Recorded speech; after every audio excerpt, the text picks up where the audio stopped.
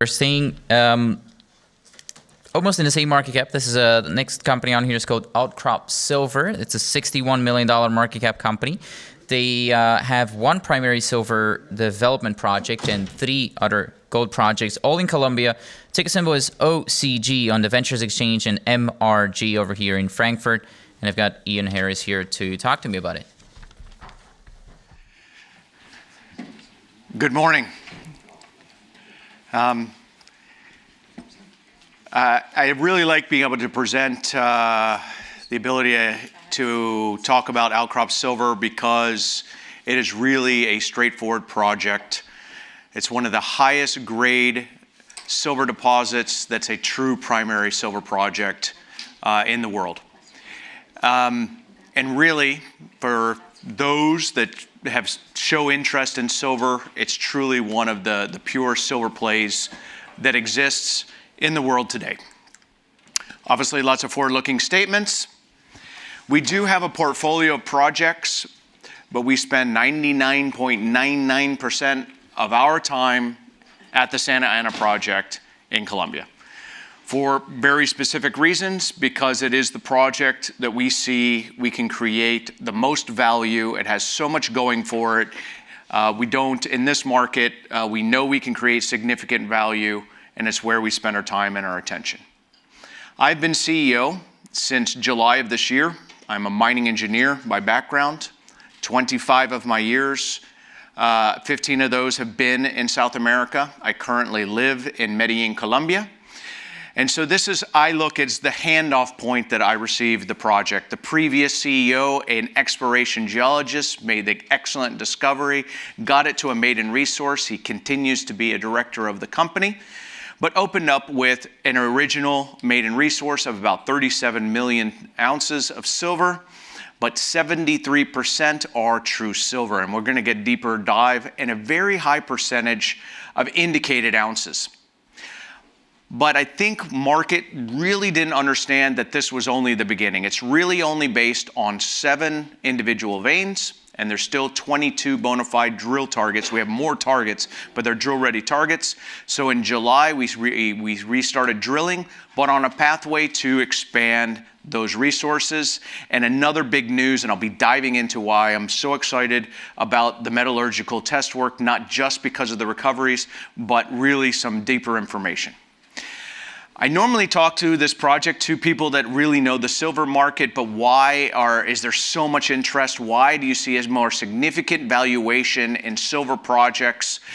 Is because first, it's undervalued historically versus gold. We now see gold over 2,000, and really the spring is even tighter for silver. We've seen 2 years of supply deficit as real industrial demand, the more high-tech energy transition, zero carbon based technologies every day are using more and more and more silver because for simple reasons. It is the most efficient transmitter of energy of any metal, and it doesn't oxidize.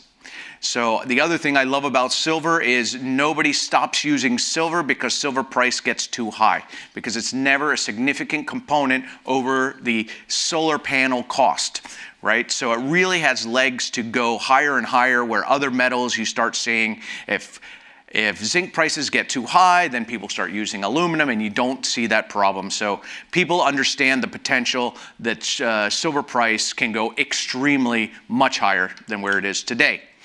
So this next graph is actually, if you look on the right-hand side, these are all the companies in the world that have a silver resource with indicated grades, high-grade silver resource. And I like putting the project on the left, which is an operating mine. It's one of the highest grade silver mines in the world, right? And I put it for a couple reasons. One, because the silver grade of Santa Ana is higher, right? But also that you need high grade. High grade means it can become a future mine. You need grade. Grade is how much money you get out of the ground when it becomes a product out of the ground. But if you also look at some of the other projects, really they're not, some are higher grade, but they're not silver projects. right? So together, it's a really big deal. It's very high grade and very high in silver. So if somebody believes in the overall direction of silver, it's definitely the most leveraged project to silver. Next, I'll just really briefly, because you don't want the mining engineer talking about geology, but one of the reasons why we did so high level of indicated resource was because when you see these really high grade silver and you put out a resource, people are going to say it's smeared. We wanted to really show how it hangs together in these ore chutes along strike and at depth. But moving forward, we can do a lot more drilling and resource expansion in the inferred category. So this is the overall resource to date. And the real takeaway here is that each individual ore chute, each individual vein is adding ounces to the project, okay? So that logic is pretty straightforward. If we have 6 veins, all contributing a significant component of the overall resource, but we have overall 22 targets that have been mapped on surface with either trench or channel sampling, so they're drill-ready targets. And then if you look at this map, the entire resource was just based on those little red veins. All of the orange lines are targets. There's way over 22, but 22 of them we have sampled, channel sample, etc. But you see in this very long trend, about 15 kilometers, you continue to see extremely high silver grades. Okay, so that is very exciting. We see a definitive pathway to be able to get from 37 and make very large, big jumps. And right now our drilling is focused not on necessarily individual increments in resources, but pulling and converting these veins into now being able to drill them out for a resource. We know that every time we add a vein, we're going to be adding significant jumps in our overall resource. But as a mining engineer, one of the things I really get excited about on this project is the mineralogy. Because what's really special about the project is not only is it very high silver, but the silver is a sulfide. Okay? And that might not mean much to very many people, but when I put out, and we put out metallurgical test work, and it says a 93% recovery from flotation alone, it is the silver that is floating. Many silver projects don't produce silver as a silver concentrate, but as a zinc concentrate, as a lead concentrate, as a sulfide concentrate. And if you sell your silver to a zinc smelter, you don't get paid but probably 75%. We are creating directly from concentrate, directly from flotation, a precious metal concentrate that is so high grade that you could smelt it directly. You could create doré directly from our concentrate without cyanide.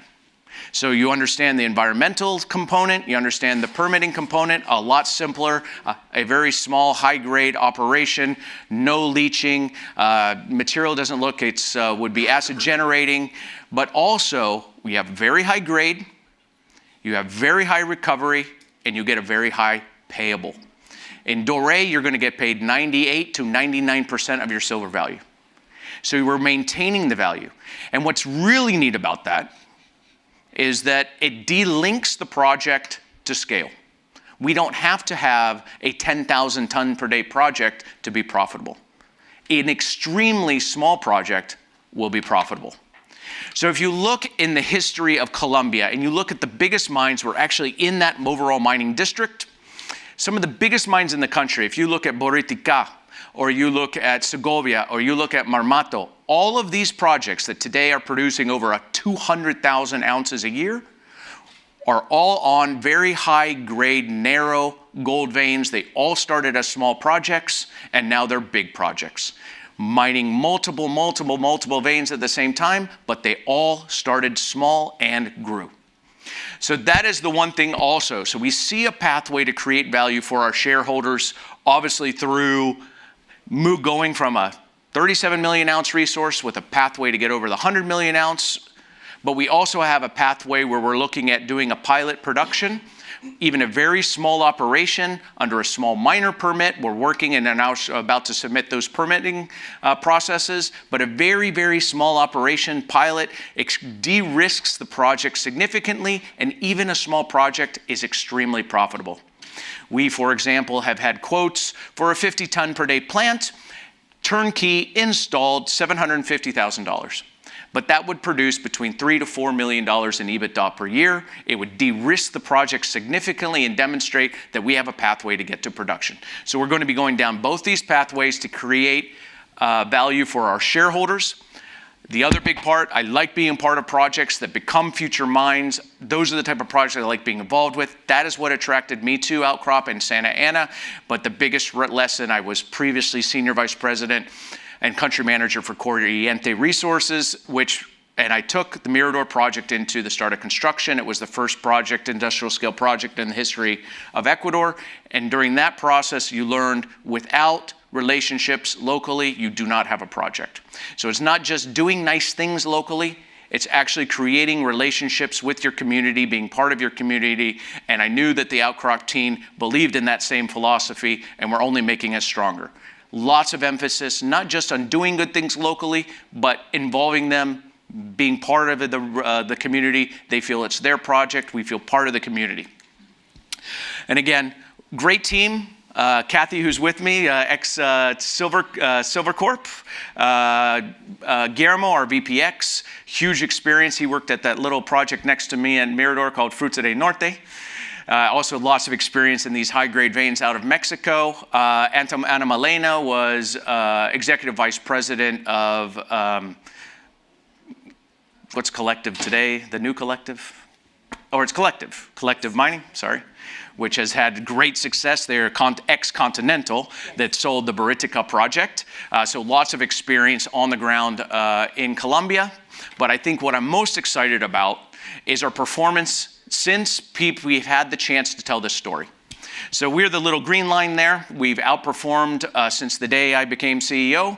We're up 10% since then, where the general comparison to other silver players is down 15%. And you could see a big movement starting since when we showed up in Zurich and really showed up in Beaver Creek and had the chance to tell this bigger story and really be able to get that news out. So I think we can create value through this company at the drill bit. We can create value through developing and de-risking the project, and we can create value just by telling this broader story because we have been undervalued compared to our peers. So even in a bad market, I know we're going to continue to create additional value. But if silver price goes, we know we're the most leveraged company out there to silver price. Thank you.